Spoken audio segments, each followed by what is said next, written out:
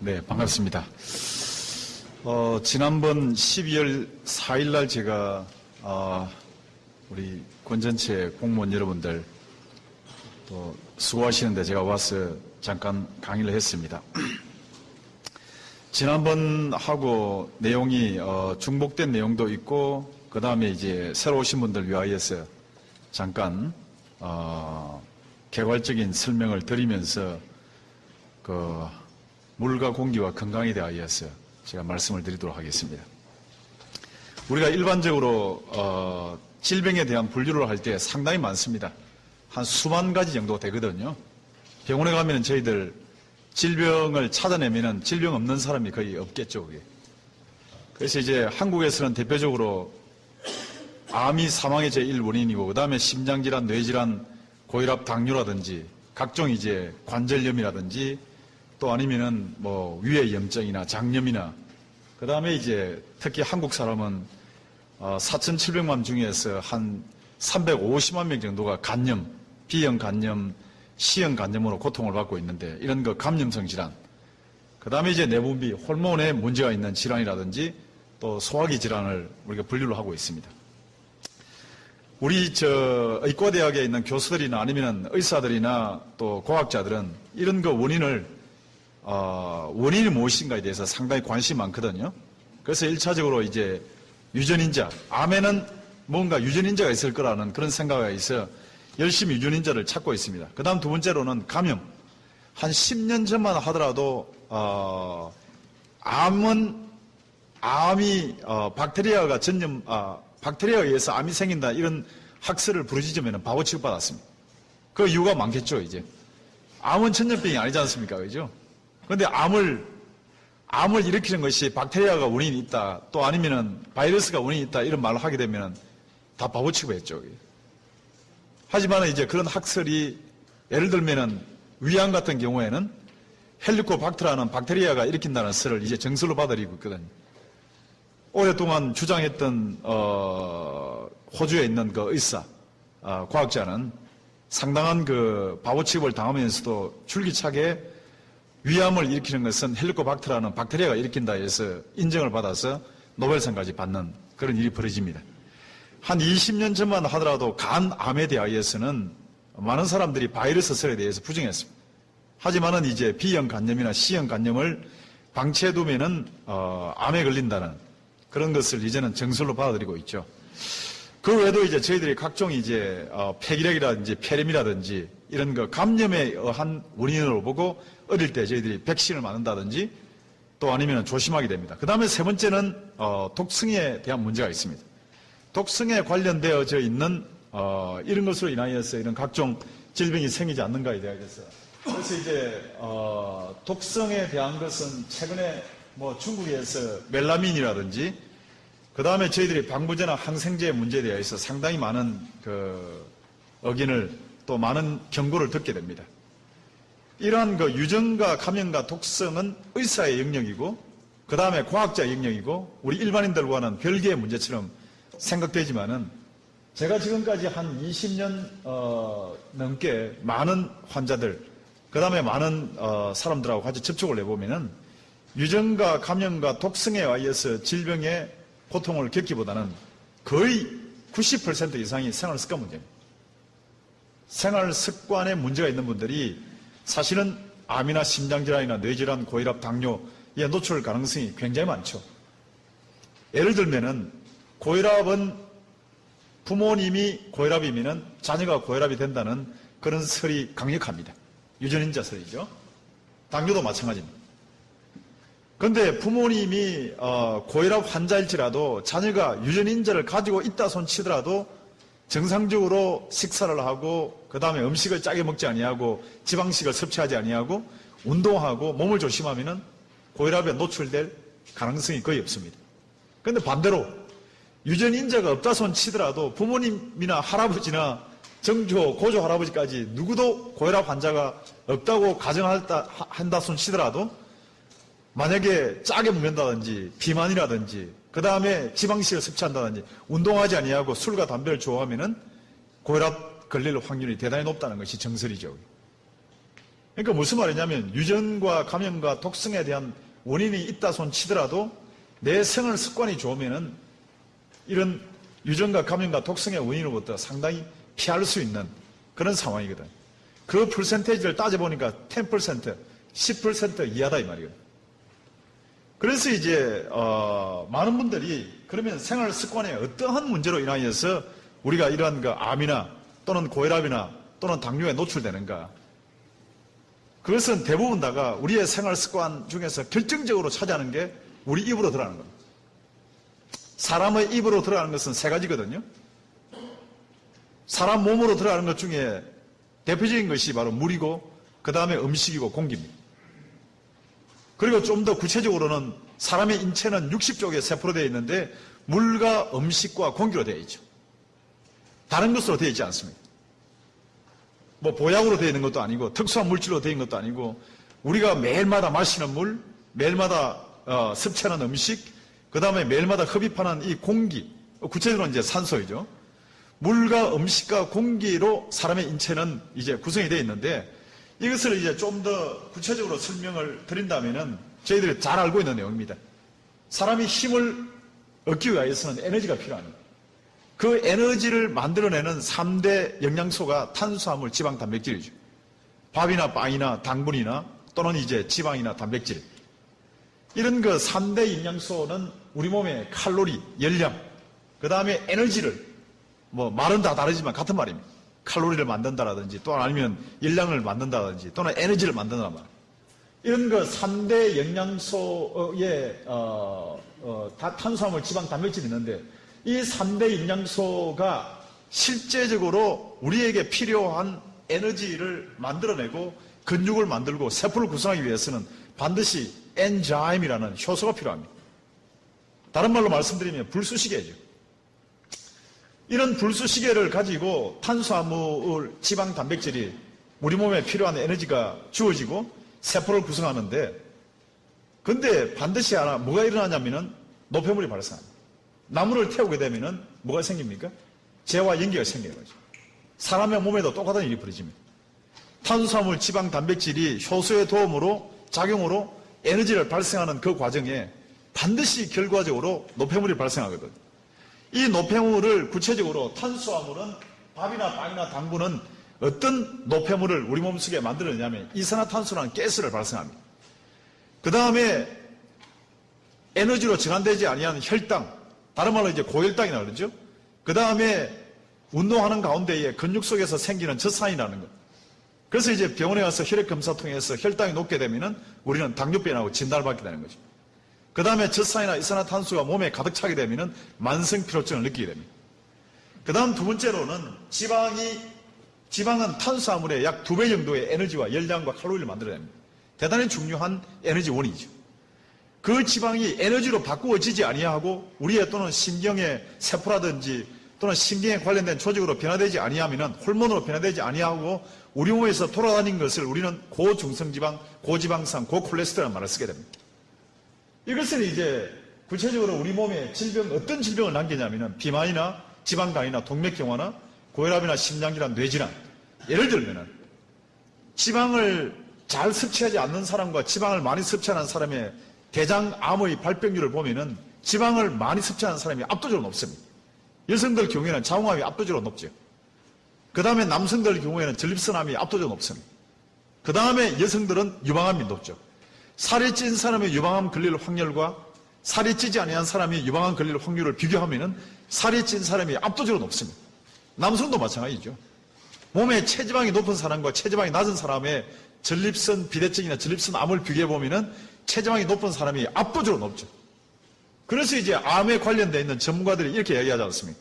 유방암에 걸리지 않으려면 또는 전립선 비대증에 걸리지 아니하려면은 반드시 하루에 10,000보 정도, 하루에 40분 내지 1시간 동안은 꼭 걸어야만이 유산소 운동을 해야만이 암에 걸리지 않는다는 그런 스포츠학의 주장을 많이 합니다. 자, 그 다음에 세 번째는 3대 에너지 영양소 중에서 단백질.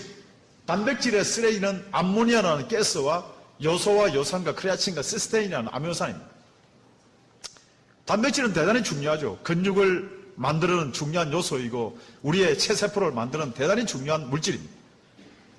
그 다음에 우리 몸에 항체를 만든다든지 또는 효소를 만드는 중요한 물질이죠.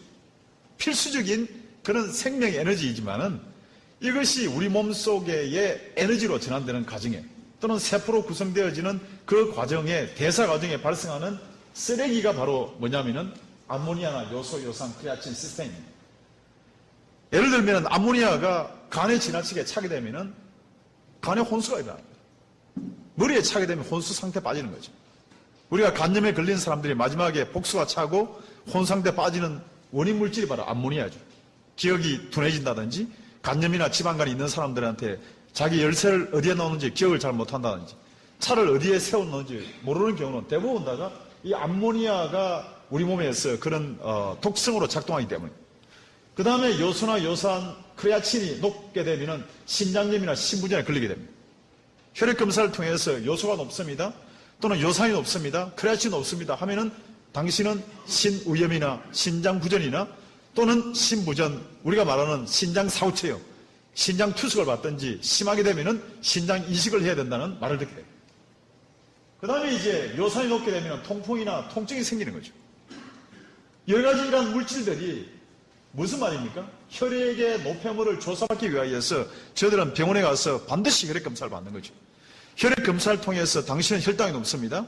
당신은 지방이 높습니다. 아니면 당신은 요소나 요산이나 크레아틴이 높다. 무슨 말입니까? 우리 몸의 질병을 일으키는 모든 뿌리는 우리가 먹는 음식이라 이 말이에요.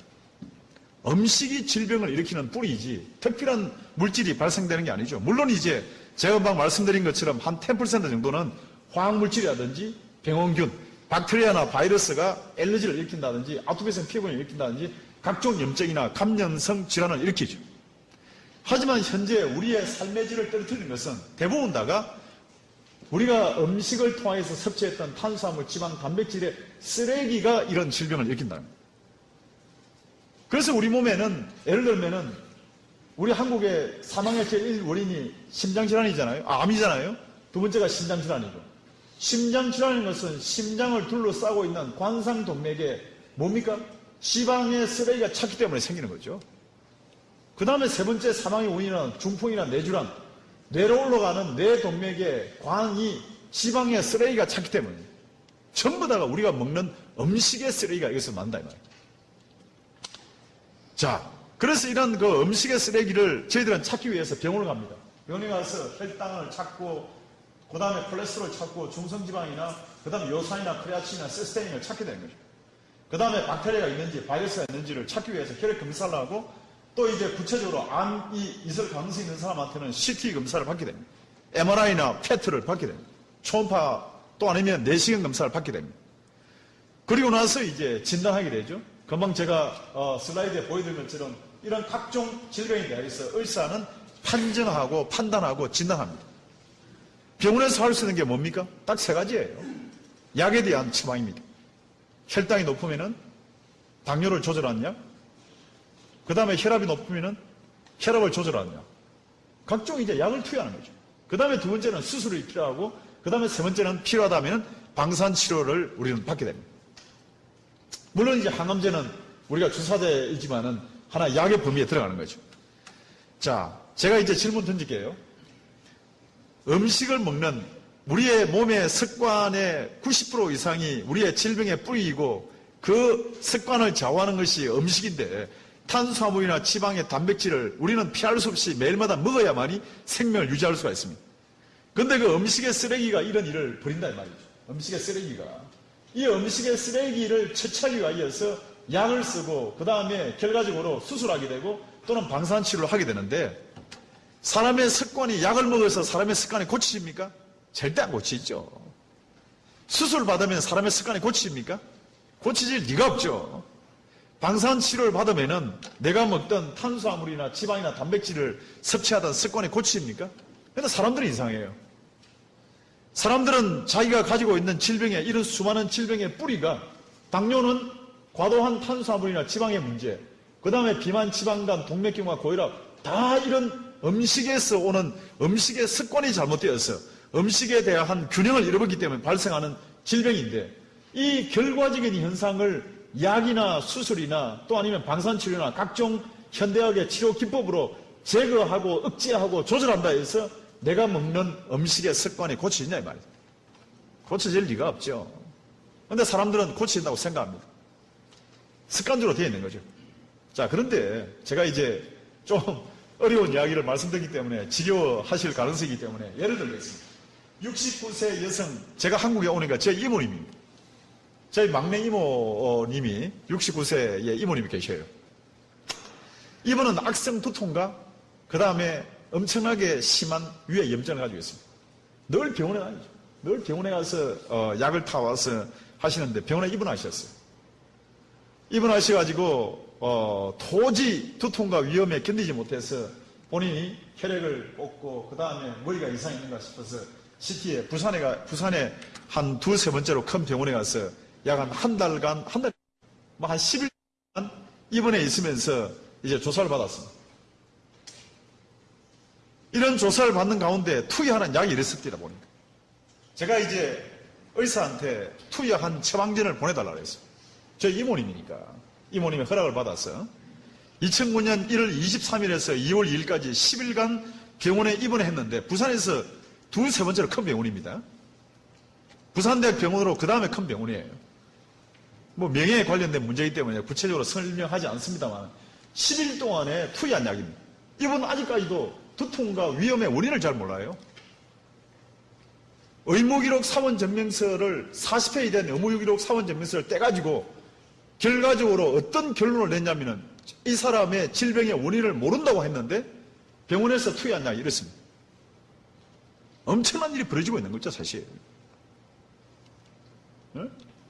변비약에서부터 위장운동 조절제부터 촉진제, 위장약, 위궤양치료제, 식욕촉진제, 편두통, 항파킨슨제, 뇌신경활성제, 편두통약, 소염진통제, 그 다음에 심지어는 마약성 몰핀 진통제에 투여하더라고요. 항염제, 항생제에다가 그다음제까지 다 투여. 며칠 동안, 10일 동안. 미국 같으면은 고발당합니다. 이 정도 엄청난 약을 투여. 한국 병원에 예사로 벌어지는 일들이에요, 이게. 한국 병원에서. 병원에 들어가기 전에 건강하게 발로 걸어 들어갔다가 병원에 들어갔다가 이런 약 때문에 의사의 문제가 아니고 약으로 인해서 사람 죽어요, 이게. 왜? 머리에 내가 가지고 있는 두통과 위험, 위의 통증이 약으로 치료할 수 있다고 믿고 있잖아요. 오늘 여기에 참석하셨던 우리 많은 분들이 다 이렇게 믿고 있습니다. 이것은 과거에 20년 전, 30년 전 원시국가에서 벌어진 일이 아니고 한국의 제2의 도시에서 일어나 있는 대단한 일들이죠. 살아있는 일들이죠. 지금 2009년 1월 23일에서 2월 2일 저희 가정에 있는 저희 막내 이모님이 병원에 입원해서 죽는다고 이거 2월 2일 날 병원 와서 2월 9일 정도 되니까 뭐 하냐니까 수술하자 이거예요. 머리 뇌수술을. 100명도 모르고 있잖아. 이런 일들이 많이 벌어집니다, 한국에. 상당히 심각한 일이죠. 약으로 모든 것을 처리할 수 있다고. 물론 약의 기능을 부정하는 거 아닙니다. 약이라는 것은 억제하고 그 다음에 차단하고 조절하는 분명한 펑션이 있습니다. 그런데 오늘 제가 한번 질문할게요. 우리 제 앞에 계시는 우리 여자분 질문해도 되죠? 예, 우리 여성분께 질문 드리겠습니다. 청국장 좋아하시죠? 한국에 우리 또 굴에 또 굉장하게 음식물 좋지 않습니까? 아침에 청국장을 끓여가지고 이제 치우고 출근하셔야 되는데 치우지 않고 집에다 놔뒀습니다. 그러니까 저녁에 가면 청국장 냄새가 진동하겠죠, 집에다.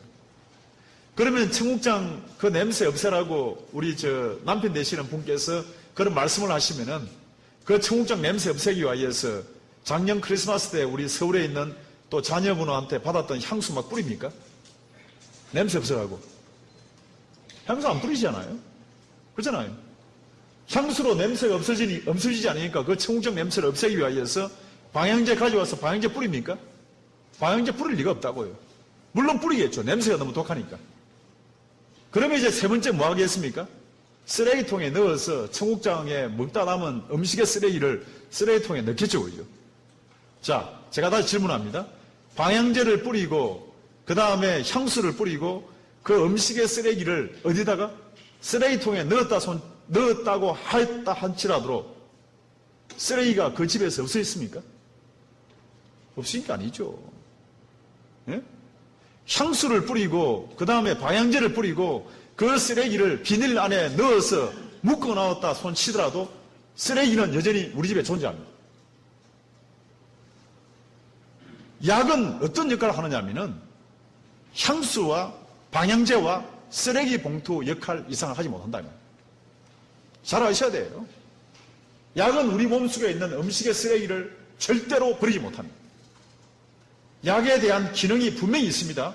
억제하고 차단하고 조절합니다.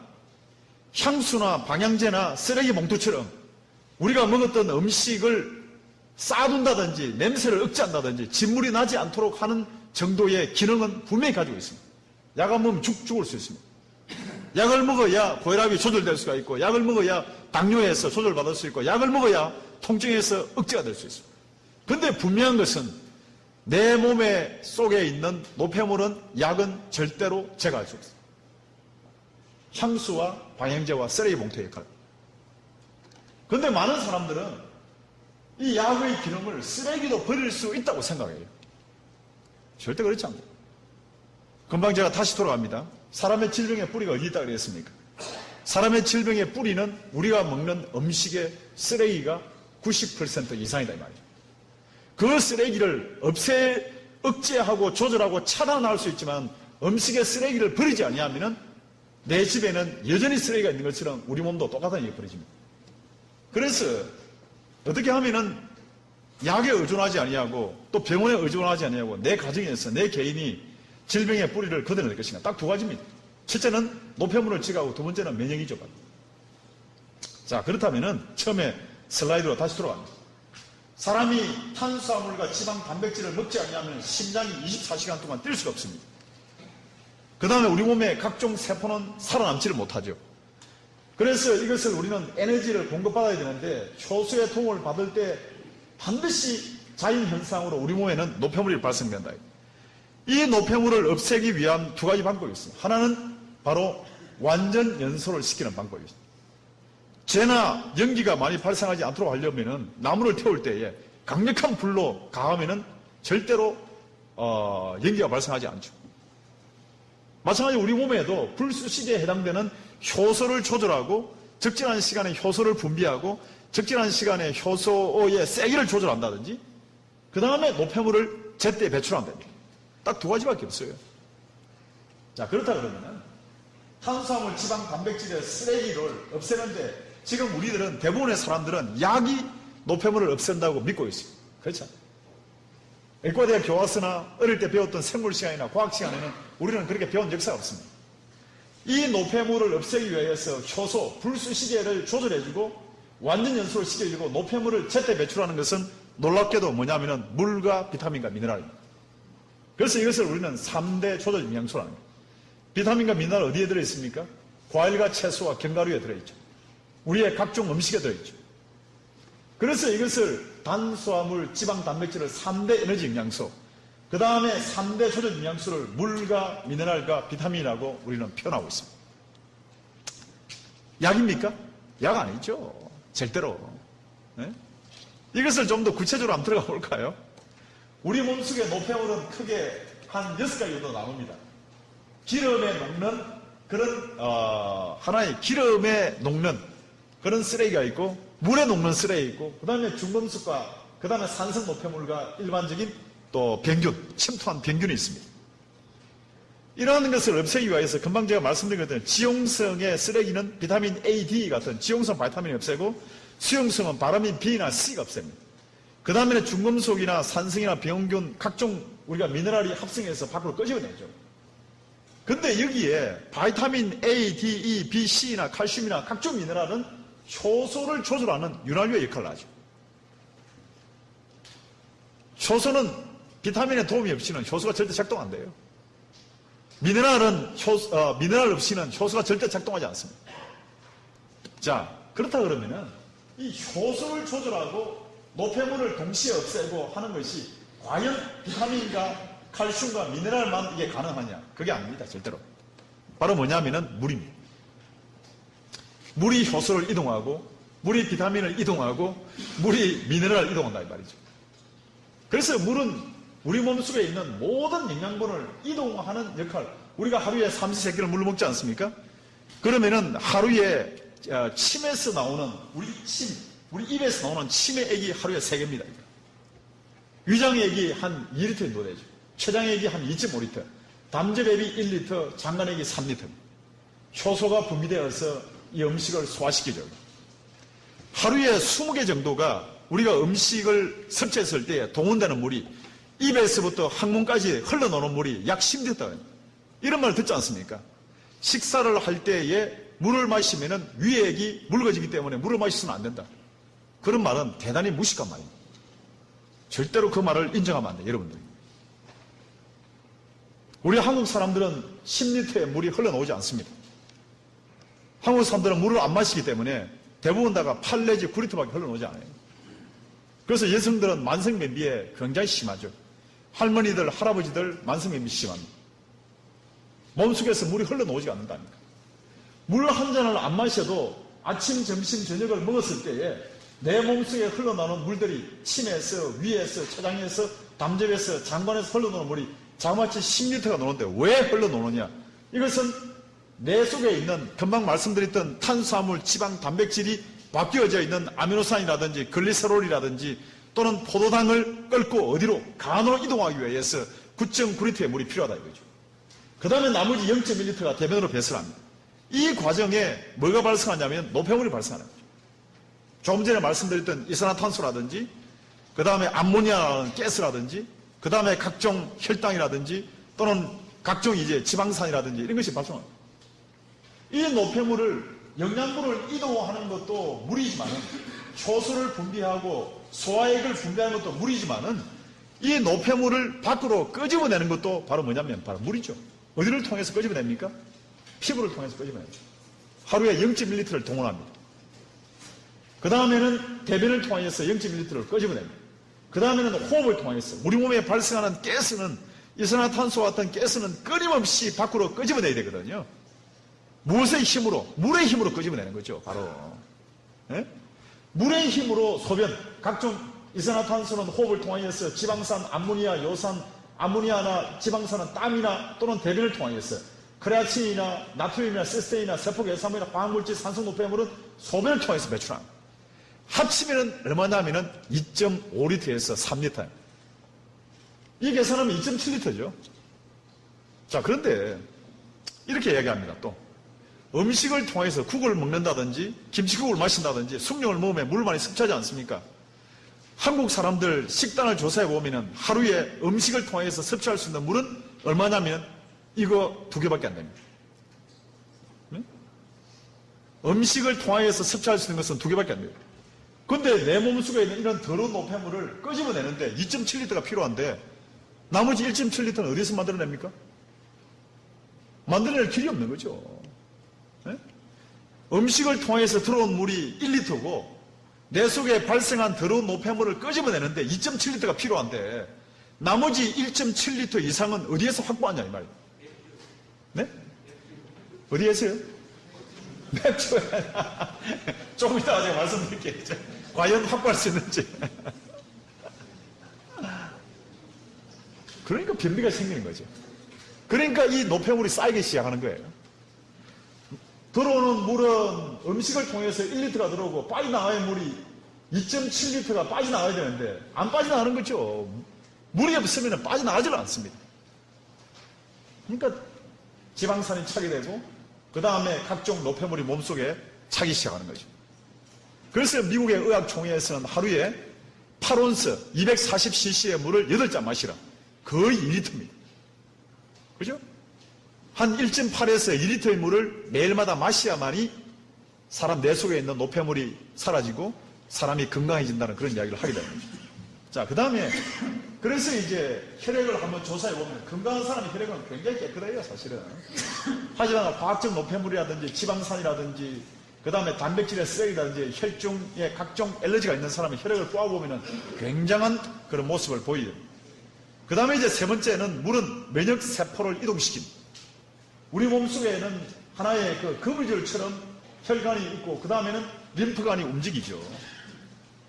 그 속에는 적혈구나 백혈구나 그 다음에 각종 면역에 관련되어 있는 T림파구가 움직입니다. B림파가 움직이는 거예요.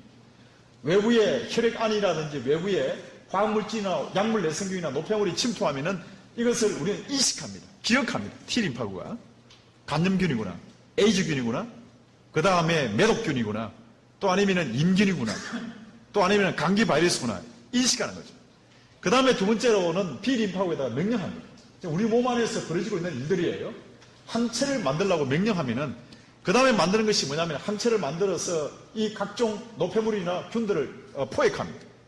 그 다음에 세 번째로는 T림파구와 백혈구가 공격하고 배출하고 제거하는 거예요. 한 2000페이지 정도 되는 면역학을 지금 한 장의 슬라이드로 여러분들에게 지금 설명드리는 거예요.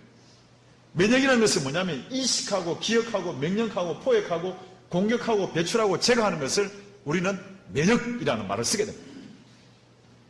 이 면역의 세포인 T림파구나 B림파구나 백혈구 원료가 뭡니까? 보약입니까? 특수한 약입니까? 특수한 주사입니까? 절대 아니죠. T림파구나 B림파구나 백혈구의 원료는 물과 음식과 공기입니다.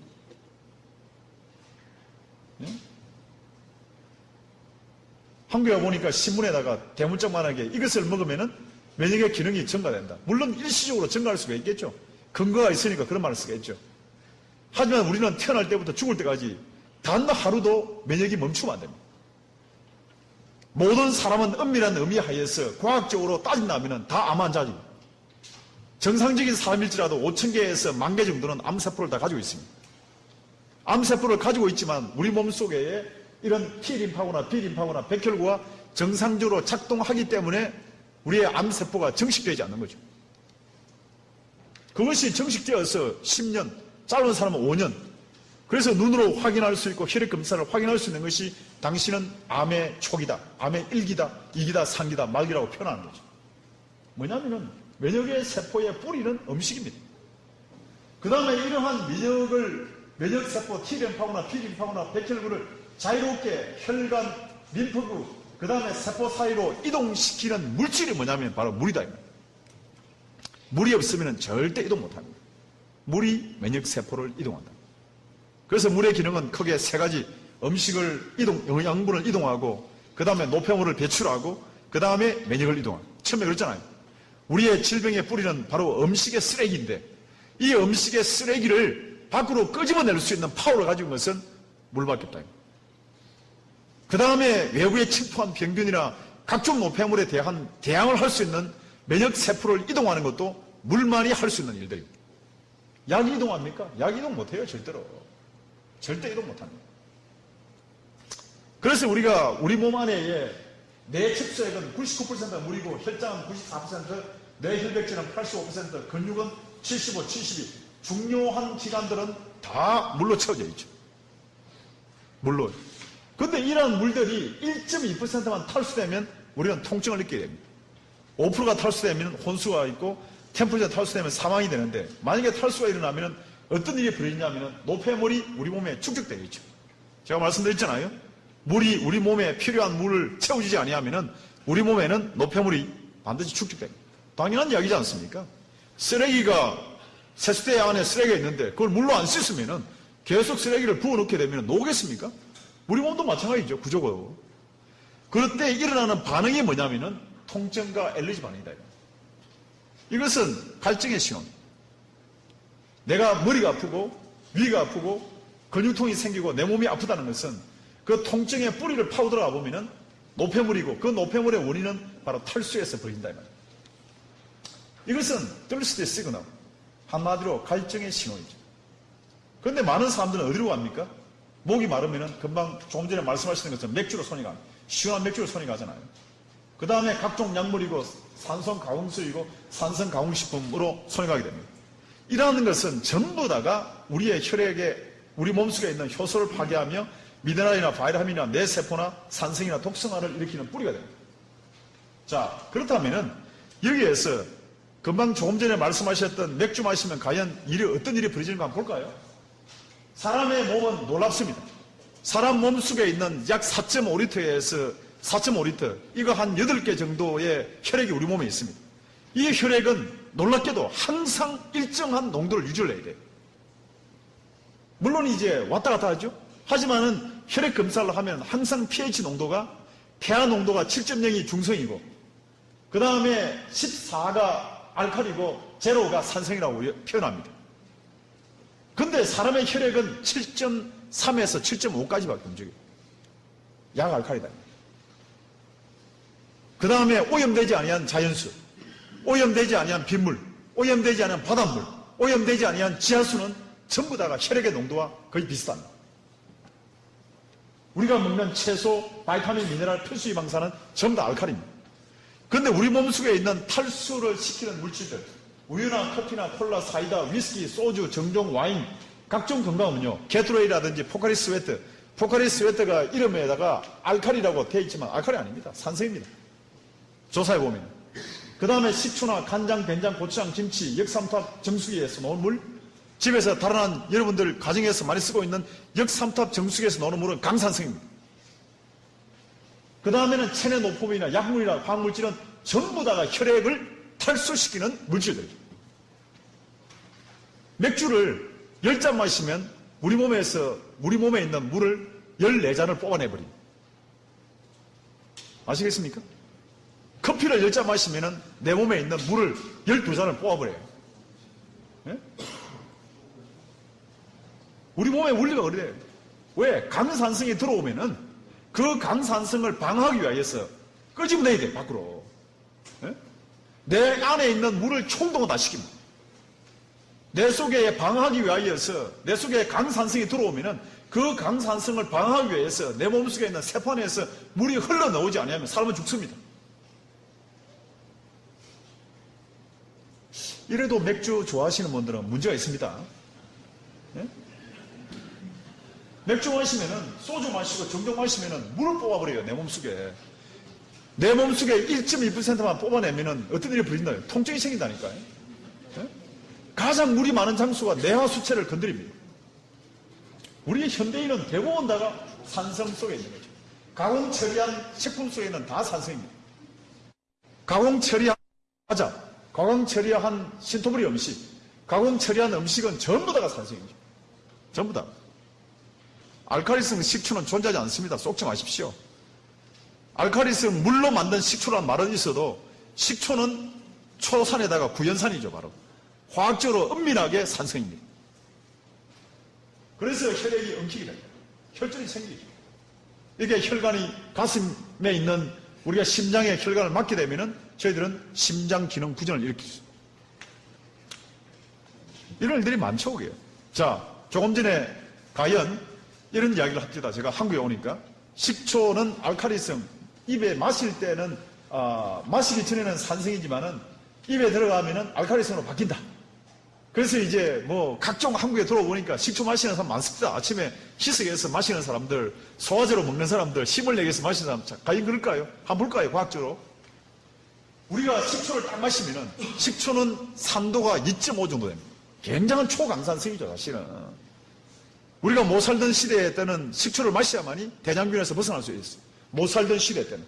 수돗물을 먹지 아니하고 위생적인 물을 먹지 않을 때는, 우물물을 먹을 때는, 그 다음에 대장균이 부글거리는 그런 음식을 먹을 때는 식초를 쓰지 아니하면은 부패하죠. 냉장고가 없고. 그 다음에 여름 같은 경우에는 스시를 어떻게 먹습니까? 일본에는 스시에 반드시 식초를 넣잖아요. 왜? 소독하기 위해서 먹는 거죠, 사실은. 근데 그런 좋은 기능도 있지만은 그것을 음료수의 대용처럼 아침마다 한 컵씩 희석해서 먹으면 어떤 일이 벌어지는가 보자, 이 말이죠. 우리 몸에 먹게 되면은 타액, 금방 침에서 하루에 1.5리터, 위장에 2리터, 담즙액 1리터가 다 산성입니다. 예. 타액이나 위장액, 담즙액은 전부 다 산성이죠. 그 다음에 벌어지는 일들이 이 산성을 방어하기 위해서 췌장액과 장관액, 이건 알칼리액입니다. 예? 방어하기 위해서 5.5리터가 쏟아져 나오는 거죠.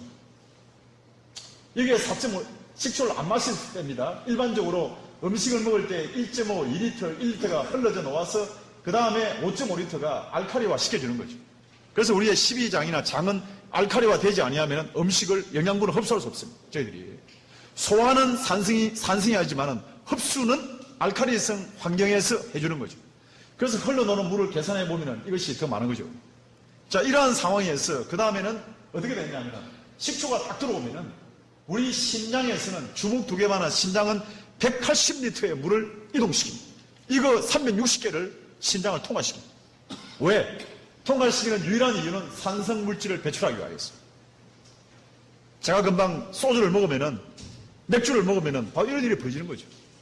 이것을 여기다가 산성을 보상해 줘버리면 이 물은 전부 다 어디로 이동하느냐면은 간으로 이동해야 되는데, 이런 산성, 강산성의 물질이 딱 들어오면은 이 심장에서는 이 물질을 갖다가 밖으로 배출해 주지 않으면은 우리의 혈액은 약알칼리로 유지가 되지 않아요. 그러니까 계속 물이 빠지는 거예요. 맥주 좋아하시는 분들 화장실 계속 하시잖아요. 왜 갑니까? 화장실 안 가면 죽어요, 이게. 화장실을 가서 소변을 통해서 산성물질을 밖으로 뽑아내줘야만이 혈액이 정상적으로 약알칼리성으로 유지가 되는 거예요, 이게. 그러니까 10잔을 마시면 14잔이 내 몸속에 있는 물이 밖으로 뽑아져 나오는 거죠, 이게. 생명 유지 기능에 의해서. 그 다음에는 여기서 끝나지 않습니다. 계속 소주나 아니면 맥주나 식초를 마시게 되면은 세포 안에, 사람의 세포는 60쪽으로 되어 있는데 세포는 99%가 물로 되어 있습니다. 밖에가 산성의 농도이고 세포 안이 알칼리성이면 안에 있는 물이 밖으로 빠져버려요, 이게. 네? 그래서 이 알칼리성을 유지하기 위해서 안에 있는 물이 밖으로 나오는 거죠. 그래서 세포의 수명이 단축됩니다. 그 다음에는 폐에서 이산화탄소와 같은 산성 가스를 발휘하기 위해서 엄청나게 힘을 쏟는 거죠, 여기다가. 그 다음에 간에서는 이 산성을 분해하기 위해서 굉장한 부하가 걸립니다. 자, 무슨 말입니까?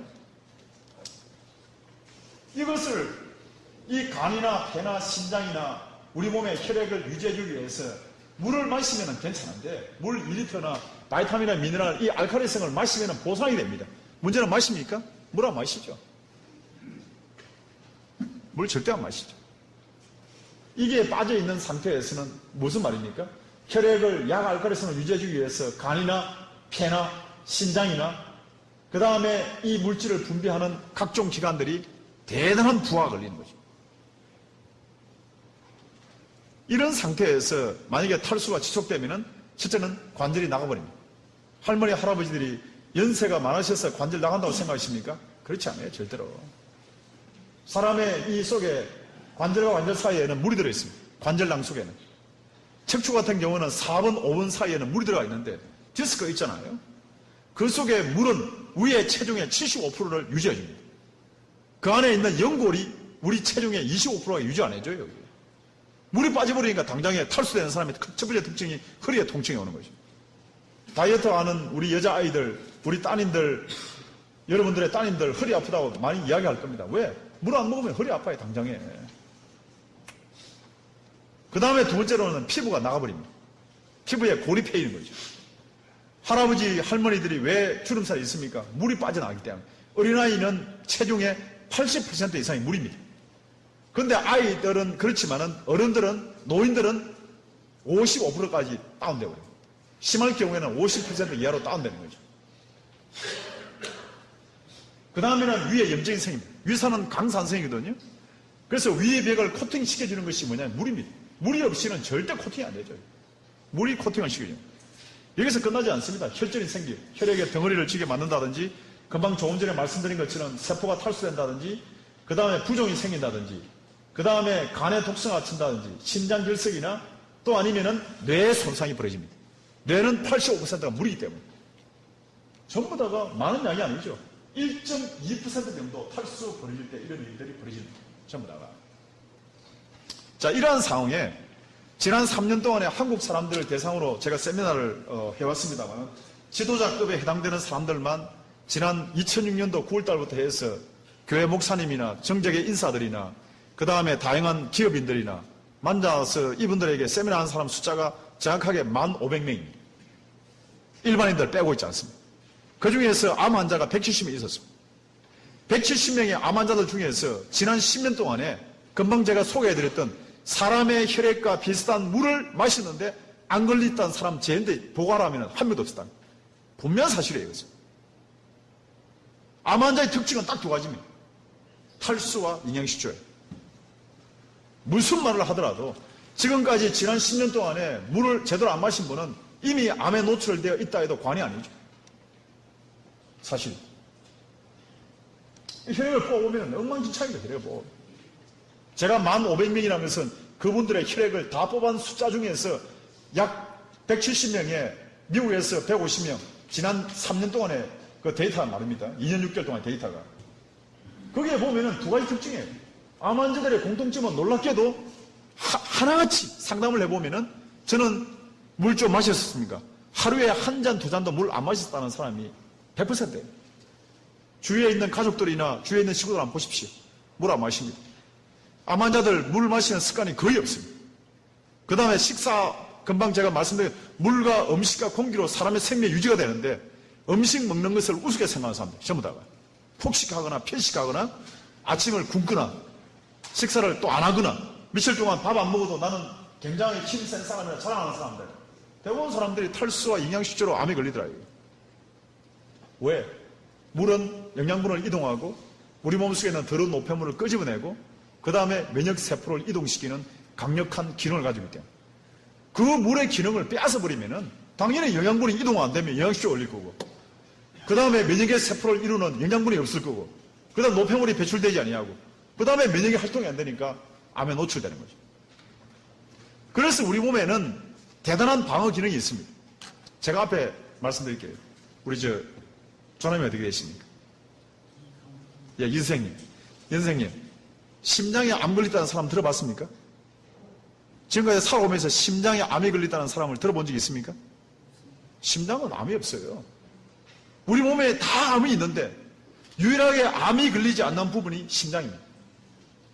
뇌도 암이 걸리고 간이나 폐나 또는 췌장이나 위 다 암이 걸리는데 피부에도 암이 걸리고 눈도 암이 걸리고 코, 혀도 암이 걸리는데 암이 안 걸리는 유일한 부분을 찾으라면 심장입니다. 왜 심장에 암이 걸립니까? 네? 심장은 네 가지이기 때문에 암이 안 걸려요. 이것은 우리의 오늘 건강관리법과 똑같습니다.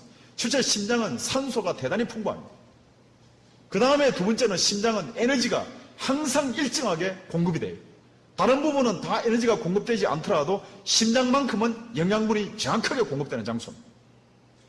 그 다음에 세 번째가 뭐냐면은 심장은 운동을 합니다. 엄마 뱃속에서부터 장기가 형성될 때부터 죽을 때까지 끊임없이 규칙적으로 운동을 하는 거죠. 그 다음에 마지막에 네 번째가 뭐냐면은 심장은 혈액으로 채워져 있습니다. 혈액의 94%가 물이거든요. 물로 채워져 있다 이 말이에요.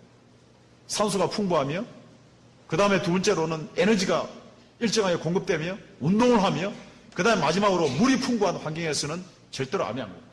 심장은 암이 걸리지 않습니다. 그래서 우리가 물을 마시면 되는데 우리 몸속에 물을 안 마시게 되면은 물 마시라는 신호를 보내게 됩니다. 아프다, 즐겁다, 괴롭다, 힘들다 하는 그런 그 느낌을 감정을 알게 하는 시상하부의 갈증의 중추가 있습니다. 그래서 우리 물 마시면 됩니다. 그런데 사람 참 이상합니다. 또 제가 질문 좀 던지겠습니다. 우리 아침에 샤워하실 때 물 몇 ลิ 드셨어요? 샤워할 때 물 한 컵 씁니까? 얼마 쓰시나요? 네. 몸 씻는데 물 지금 얼마 쓰신다 생각하시나요? 하시나 안 써요? 네. 이거 한 3, 40개 쓸걸요? 그죠? 머리 감는데 몇 도 쓰십니까? 10개 쓰죠. 한 5리터 쓰죠. 발 감는데 저녁에 이제 퇴근하시고 돌아가시면 발 쓰는데 얼마 쓴다고 생각하십니까? 10개 정도 쓰잖아요. 사람 이상. 얼굴 찍고, 그 다음에 머리 감는데 쓰는 물의 양이 적어도 2리터, 3리터. 적어도 있지 않습니까? 발 쓰는데 적어도 4, 5리터를 써요. 근데 우리 몸 속에 있는 혈관, 입에서부터 항문까지가 11m. 혈관의 길이를 혈관을 다 뽑아내면 12만 킬로미터. 그 속에 금방 제가 말씀드렸던 탄수화물과 지방과 단백질의 쓰레기가 그 속에 가득 차고 그걸 일으키는데 그것을 끄집어내는 능력이 물이 있다는데 머리를 감는데도 2, 3리터를 쓰는데 내 몸속에 있는 더러운 노폐물을 끄집어내는데 하루에 한 잔의 물을 안 쓰는 사람은 양심불량 아닙니까? 네? 양심불량 아니에요.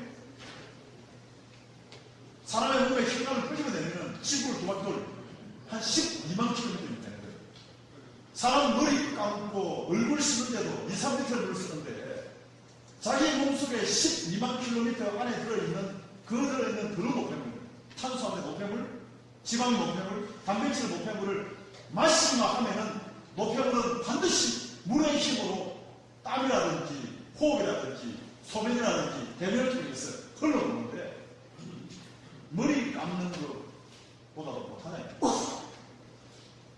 사람 이상해요. 얼굴 닦는데 약으로 닦아지면 약으로 전혀 못 닦아요. 매일마다 발 닦는데 알코올로 닦으면 물로 닦으면 끝나잖아요. 근데 사람들은 굉장하게 심플한 이런 심플한 원리를 이상하게도 알아듣지는 못합니다. 자기의 머리 하나 감는데도 2, 3리터를 쓰는데 내 몸속의 질병의 뿌리, 모든 질병의 뿌리가 내 몸속에 먹었던 음식의 쓰레기로 인하여서 발생하는데 그 쓰레기가 밖으로 나갈 수 있는 유일한 물질이 뭐냐면 물인데 그 물을 마시는 것을 사람들은 머리 감는 것보다 더 못하게 생각한다는 거예요. 그냥 교육의 문제입니까? 한국의 교육 문제입니까? 간단한 문제 아니에요. 여기서부터 오는데 1m도 안 되는데 이게 물 안 마십니다. 사람들. 물을 굉장히 우습게 생각해요. 사람이 70% 이상이 물로 되어 있는데도. 그래서 물을 마시면 해결이 되는데 문제는 물을 안 마십니다. 물을 안 마시면 뇌 안에 있는 삼투압 수용체에서 항이뇨 호르몬을 발동시킵니다. 자, 다시 돌아갑니다. 하루에 내가 음식을 통해서 1리터만 섭취하고 그 다음에 밖으로 노폐물을 끄집어내는 데에 2.7리터 이상의 물이 필요한데 물을 안 마십니다. 그러면 물이 빠져나오면 심장이 타결받고 뇌가 타결받는다면 세포가 타결받는 거죠. 그래서 자기 생명, 뇌와 심장과 내 몸을 보호하기 위해서 뇌에서 삼투압 수용체를 동영하여서 간에서 항이뇨 호르몬이라는 것은 뭐냐면은 소변을 배출하지 못하도록 막아버리는 호르몬이죠. 그래서 심장의 기능을 저하시켜버려요. 그래서 나이가 들어가지고 여러분들 그런 경험 많이 하시잖아요. 화장실에 가가지고 가만히 서 있는데 소변이 잘 안 나와요. 응? 젊었을 때 쫙 나왔는데 앉아있어서 보통 한 시차를 한 10초 내지 20초 지나야 소변이 나옵니다. 억지로 놓아야 돼. 그 다음에 소변을 다 했다고 손치는데 돌아서면은 또 소변 누고 싶은 잔뇨감이 있습니다. 그런 경험을 많이 하실 거예요. 물 안 드시는 분 대부분 그렇습니다. 왜? 몸속에 있는 물이 빠져나가면 내가 죽어버립니다. 내 몸에 물이 빠져나가지 못하도록 심장의 기능을 저하시켜 놓는 거죠. 뇌의 명령을 받았던 항이뇨 호르몬이 그런 작동을 하고 있습니다. 여성들 경우에는 어떤 일이 벌어집니까? 화장실에 가서 소변을 누고 싶은데 소변이 배설이 안 돼요. 네? 그래서 병원에 찾아가죠. 방광염인 줄 알고. 그러면 또 뭐냐면 물만 마시면 끝날 일을 항생제를 또 먹습니다. 그 다음에 요실금이 생깁니다. 컨트롤이 안 돼요. 소변을 배설해야 될 시간에 배설이 안 되고 배설하지 말아야 할 시간에 소변이 배설되는 일들이 벌어지고요. 왜? 심장의 기능을 저하시키기 때문에 소변량이 감소하며 쓰레기가 차기 시작합니다. 하루에 180리터의 물이 통과시키면서 혈액이 통과하면서 이 속에 있는 노폐물을 제거하는데 이 기능을 저하시켜 놓으니까 내 몸속에 있는 노폐물이 제거되지 않으니까 가장 많은 노폐물이 뭔지 아십니까? 바로 우리가 먹는 음식 가운데에서도 소금이죠. 소금이 빠져나지 않습니다. 그러니까 이 소금 때문에 세포 안에 있는 물이 흘러나와서 부종이 생깁니다. 물을 많이 마시기 때문에 부종이 생긴 게 아니고 물을 안 마시기 때문에 생기는 거죠. 부종이라는 것은. 그 다음에는 혈압이 증가합니다. 산성의 노폐물이나 각종 몸의 노폐물이 소변을 통해서 빠져나가야 되는데 빠져나가지 않고 몸에 돌아다닙니다. 한국의 고혈압 환자의 70% 이상입니다. 이 케이스가. 그 다음에 뭘까요? 여기서 끝나지 않죠. 절대적인 물의 양, 대변을 통해서도 100cc, 0.1리터의 물을 뽑아내야 되는데 물이 부족하니까 변비를 안 시키는 거죠. 배변을 안 시키는 거죠. 그러니까 악성 변비에 있는 거죠. 배 안에서 노폐물이 차게 됩니다. 지방이 찬 것이 대장염이고 그 폴립이 생긴 것이 대장암으로 발전하잖아요. 바로 변비에서 스타트됩니다. 이 속으로 물이 나가야 되는데 여기서 끝납니까? 폐에서 물이 빠져나가야 되는데 하루에 1리터의 물이 빠져나가는데 안 빠져나가니까 호흡량이 감소하고 산소가 결핍되고 폐부족이 일어나는 거죠. 여기서 절대로 안 끝내죠. 마지막 뭡니까? 피부입니다. 온도를 저하시키고 몸의 온도가 나가면은 이 체표면을 통하여서 물이 빠져나가니까 온도를 강제적으로 다운시켜버립니다. 특히 물 안 마시는 여성들은 손을 잡아보면은 손이 시체처럼 차요. 그분들 대부분 다 물 안 마시는 분. 거의 대부분이. 남자도 그런 분이 계시는데 그런 분들 대부분 다 물 안 드시고 술이나 좋아하고 소주, 위스키 좋아하시는 분들 그렇습니다. 아침에 일어나 보십시오. 손이 얼음장처럼 차요. 바로 이런 상태. 온도가 저하고 혈액순환 저하며 노폐물이 축적되는 그런 신장과 그 다음에 장관과 피부와 그 다음에 어떤 일. 그래서 물을 마시기 시작하면 제일 먼저 바뀌는 게 피부입니다. 우리 군수님 피부 좀 바뀌다 생각하지 않습니까? 한 3, 4개월 전에 비하여서. 네? 물이 그 정도로 중요해요. 피부를 바꿉니다. 피부의 세포는 수명이 45일입니다. 물을 45일 동안 계속 마시면 바뀌죠, 피부가. 자, 이러한 상황에서 WHO에서는 깨끗한 물만 마셔도 질병을 80% 이상 감소시킬 수 있고 수명이 길어진 것은 위생적인 상수도 시설과 영양 개선 때문이지 약이 아니라. 약이 아닙니다, 절대로. 캄보디아는 상수도가 8%가 안 되기 때문에 평균 수명이 54세밖에 안 돼요. 20년 전에는 34세였습니다. 우리나라는 이렇게 우리나라 전국 각지에 이제는 수돗물 다 들어가지 않았습니다. 다 안전한 상수도, 구례도 마찬가지고, 도시도 마찬가지고, 이제 아이들이 수인성 전염병으로 죽을 일은 거의 없습니다. 이러한 상황에, 그러면은 어떤 물을 얼마만큼 마셔야 되는가? 첫째는 혈액의 농도와 비슷한 약 알칼리수를 마시고, 그 다음에 안전하고 깨끗한 자연수, 칼슘이 풍부한 미네랄이 풍부하다는 말이에요. 그 다음에 물에 마시는 양은 체중 곱하기 33입니다. 우리 이 선생님, 몸무게 얼마나 하십니까? 네? 70. 70이면 하루에 2.31리터입니다. 굉장한 물을 찾았습니다. 속초에서부터 그 다음에 경기도 또 아니면은 제주도 전국 일대를 다니면서 물하고 중마고에 있던 사람들도 물공장하면서 강원도에서 물을 갖다 검사해달라고 이야기하더라고. 검사해 보니까 물 산성이에요. 내가 니하고 아무리 친하더라도 산성인 물을 나는 너에게 소개할 수 없다. 상황에 있는데, 자, 두 번째로는 제가 물과 공기에 대한 주제를 했으니까, 자, 그 다음 공기 한번 볼까요? 우리가 지금 현대인은 공기가 대부분다가 강산성, 강산화성, 화학물질, 유해물질, 박테리아, 바이러스, 산소 공급, 습도 조절 불능, 실내 공기에 오염이 되어 있습니다. 그래서 엄청나게 지금 산성비라든지 산성수라든지 산성물로, 그래서 우리나라의 표층수는 거의 다 산성이에요. 동네에 있는 약수들도 거의 다 산성입니다. 알칼리수가 거의 있습니다. 왜? 우리나라 전체가 지금 산성비로 오염되기 때문에 떨어져 있는 물들이 표층수는 대부분 다 산성입니다. 그래서 이러한 상황에 우리가 만약에 이런 탈수되어 있는 상태에서 우리가 공기를 마시면 공기가 21% 공기가 있거든요. 이 공기 속에 산소가 들어있는데 탈수나 노폐물, 음식의 노폐물이나 약물이 있게 되면 이 산소는 어떻게 바뀌냐면 독으로 바뀝니다. 부분적으로 독으로 바뀌어요.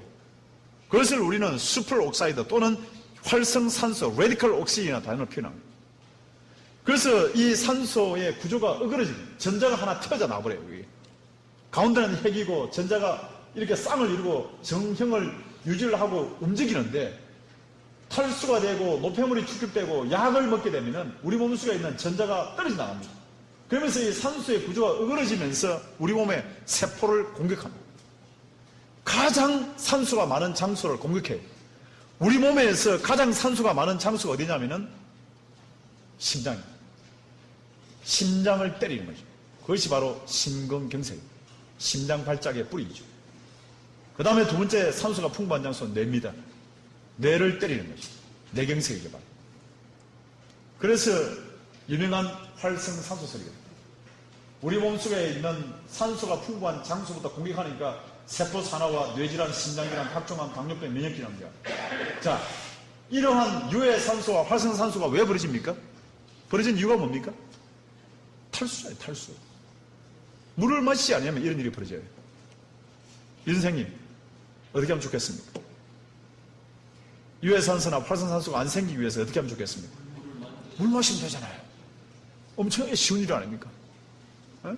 이게 너무 쉬운 이야기니까 사람들이 믿어지지가 않아요. 어? 어려워야 되는데 돈도 엄청나게 많이 들고 노력도 많이 하고 그 다음에 애도 많이 써야 되는데 이게 너무 쉬우니까 사람들이 실천이 안 되는 거예요. 너무 쉬우니까. 그 다음에 이제 두 번째가 뭐냐면은 이런 전자를 품고 있는 물질이 있습니다. 그게 뭐냐면은 바로 과일과 채소 안에 들어있는 물과 함께 있는 바로 바이타민이죠. 그래서 이것을 발견한 이 원리를 체득하신 분이 20년 전부터 한국에다 알린 분이 누구냐면은 바로 서울대에 계시는 이광재 교수님이죠. 항산화 바이타민 C를 지금 많은 사람들이 알리고 있지 않습니까? 이 세포를 공격하지 못하도록 하나의 커버링, 엔타이스키는 항산화제, 엔타이옥사이던트가 바이타민이다. 그래서 이런 바이타민은 전자를 품고 있다가 빠져나가는 부분을 채운다 해서 바이타민을 하루에 매일마다 먹으십시오. 어디에 들어있습니까? 음식에 들어있죠. 사실. 우리의 과일과 채소에 들어있죠. 견과에 들어있고. 물과 바이타민과 미네랄이 말이에요. 자, 이러한 상황에 우리 여기 무슨 폭포입니까? 수락폭포입니까? 예. 이런 폭포 잎에 가면은 기분이 굉장히 좋습니다. 저희들이에요. 물이 떨어지는 장소에 가면은 굉장히 기분이 좋아요. 왜 기분이 좋으냐면은 이런 기분이 좋다는 것을 처음에 많은 사람들이 좀 특이하게 생각했어요. 왜 폭포 근처 가면 기분이 좋고 산림소에 가면은 기분이 상쾌하고 물론 산소가 풍부하고 여러 가지 이론이 있죠. 페톤치드가 있다라든지 이론이 있지만은 그렇지만은 폭포 잎에 가면은 뭔가 서늘한 기분이라든지 상쾌한 기분이 왜 들까 이거예요. 1915년도 노벨 물리학상을 받았던 레나드라는 사람이 그 이론을 발견했죠. 가서 폭포 잎을 조사해 보니까 폭포에 있는 공기는 단순한 공기가 아니고 음이온, 음전하를 품고 있는 공기가 우리로 하여금 굉장히 기분을 좋게 한다. 그래서 이런 물이 강한 압력으로 인해서 떨어지면서 분쇄가 되면서 가운데 있는 전자가 하나의 물을 품을 때에 어떤 일이 벌어지냐면 음이온이 된다는 유명한 음이론 이론입니다. 그래서 이제 폭포 근처라든지 폭포의 근처에 음이온을 카운트해 보면 한 10만 정도, 나야 같은 경우에는 엄청난 강력한 낙차를 가지고 떨어지기 때문에 근처에 가서 측정해 보면 한 10만 정도 나온다고 일반적으로 보고 있습니다. 해변에는 파도가 치는 해변에는 한 8만 정도, 1cc 안에 설탕 정도, 각설탕 사이즈 안에 들어가는 이온수를, 음이온을 카운트해 보니까 이 정도 나온다 이 말이죠. 그 다음에 지난번에 제 스텝하고 와가지고 일찍 강진에 올 때 도착해가지고 측정해 보니까 굴의 숲 같은 경우에는 한 10,000 정도 나옵니다. 굴의 숲 같은 경우. 차를 몰고 저 위로 올라가서 이 기계를 가져와서 한번 측정해 보니까 상당합니다. 그 다음에 시내, 우리가 서울 시내 거리에는 한 200 정도, 아파트의 실내는 150, 경시는 100밖에 나오지 않아요. 공기가 양이온으로 가득 차 있다. 이러한 상황에 음이온의 효과를 우리는 다른 말로는 공기 비타민이라고 부르는 히브리 대학에 있는 술만 교수라는 사람은 이게 공기가 단순한 공기 아니다. 조사를 내보니까 굉장합니다. 혈압이나 혈당이나 지방산이나 적혈구, 그 다음에 산, 효소, 이뇨작용, 혈중 질소, 수면 효과, 진통 효과, 발모 굉장한 효과가 있다는 것을 지난 한 70년 동안에 수많은 학자들이 조사하기 시작한 거죠. 여러분이 음이온이라는 말을 많이 듣지 않습니까? 뭐 음이온이 노는 팔찌, 뭐 음이온이 노는 전기매트, 그것은 거의 대부분 다가 굉장히 미미해요, 사실은. 사람의 인체에 효과를 줄 수 있는 퍼센테이지를 따지면은 0.01%도 되지 않습니다. 그런데 이런 음이온 효과를 보니까 세포를 재생하고 혈액을 정화시키고 자율신경을 조절하고 면역 활동을 정진하니까 사람들은 산으로 가자, 자연으로 가자, 바닷가에서 살자. 이런 친환경적인, 친자연적인 그런 가슴이 생기는데 이것을 가정에서 재현해보겠다고 시도한 사람들이 있습니다. 숲속에 있는 또는 폭포에 있는 것을 재현해보자는 것이 뭐냐면 바로 강한 플라즈마, 고전압 방식을 써서 이걸 만든 기계들이 한국에 많이 나돌아다닙니다. 50만 원, 100만 원씩 막 나돌아다니더라고. 이것을 문을 닫아놓고 켜놓으면 사람 죽습니다. 왜? 오존과 산화질소의 가스가 발생되어 있습니다. 절대 터시면 안 돼요. 고전압 방식으로 시내에서 흔히 팔고 있는 50만 원, 100만 원짜리 그런 일본에서 수입된 제품이라든지 미국에서 수입된 거라든지 한국 국내에서 만든 고전압 방식은 오존 가스를 맡으면 사람이 죽을 수 있어요. 아이들은. 특히 노인들은. 그 다음에 이제 두 번째로는 일본 사람들의 모델인데 이런 전동 펌프를 이용해서 노즐로 물을 강하게 뿜어서 금속판에다가 때리면은 폭포와 같은 효과를 낸다 해서 일본에서 1970년대 이게 개발됐습니다. 그런데 너무나 소음이 강해요. 전기가 너무 많이 들고. 실패적으로 끝냈죠. 그 다음에 미국입니다. 미국은 여기다가 하나의 밖에다가 붕대를 하나의 수세미 같은 것을 감아서 가운데다 팬을 돌리면은 기화를 시키면 되겠다. 조사를 내보면 전부 다 양이온이 나와요. 한국에도 대형 마트에 가면 팔고 있습니다. 그 다음에는 이제 초음파나 온열식, 여러분들이 잘 알고 있는 가습기죠. 조사해 보면은 전부 다가 뭐냐면은 양용이 나옵니다. 습도를 조절해주는 역할은 하더라도 상당하게 폭포수입과 같은 그런 불쾌함을 느끼잖아요. 불쾌함을 좋은 감정을 느끼게 하는 게 아니라 불쾌함을 느끼게 만드는 거죠. 그래서 저희들이 동경대학에서 어떻게 했냐면은 알칼리수를 잡아놓고 그 다음에 특수한 세라믹을 넣어서, 이 세라믹은 일본 같은 경우에는 물이 알칼리수가 거의 없습니다. 일본 같은 경우에. 그래서 일본에는 알칼리를 만들어내기 위해서 오키나와에 있는 산호를 세라믹화해서 넣어서 이걸 물을 발생했습니다. 그래서 여기에다가 양용 제거관이라든지 초음파 제거기, 한국 국내에도 제트크가 많이 나와 있어요. 일본도 마찬가지고. 여기에 대하여서. 그래서 일본 국내에서는 이거 한 대가 우리나라 돈으로 한 1,000만 원 하죠. 네? 공기를 막게 하잖아요. 그래서 이러한 상황에 엄청난 일이 벌어져요. 뇌를 활성화시킨다든지, 폐 안에 항균작용을 한다든지, 피부를 맑게 한다든지, 머리를 나게 한다든지, 일본에서는 머리를 나게 한다는 그런 이름으로 신경물질을 컨트롤합니다. 그 다음에는 각종이죠. 비강 전망을 보호하고 항산화작용, 항균작용, 항염작용, 자율신경 활동을 조절하고 세로토닌 분비를 조절하고 우울증을 개선하며 불수면증, 진통 효과입니다.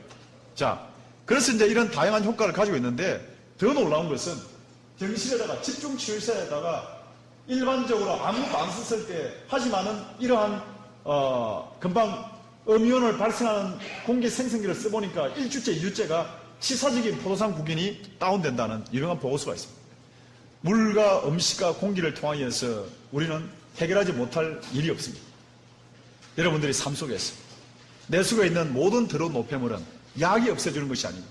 약은 억제하고 차단하고 조절하는 기능은 있지만은 일시적으로, 하지만은 우리가 매일마다 마시는 물, 매일마다 흡입하는 공기, 매일마다 섭취하는 그 음식을 통하여서 내수가 있는 더러운 노폐물을 끊임없이 끄집어내고 면역세포를 이동하고 영양분을 공급한다는 이 사실을 우리 기억하시면서 여러분 개인의 건강뿐 아니라 그 다음 우리와 함께 있는 많은 직원들이나 또 국민들의 건강 문제를 생각해서 그 다음에 물을 통하여서 놀라운 여러분들의 건강 회복의 역사가 일어나기를 개인적으로 바라고 있습니다. 감사합니다.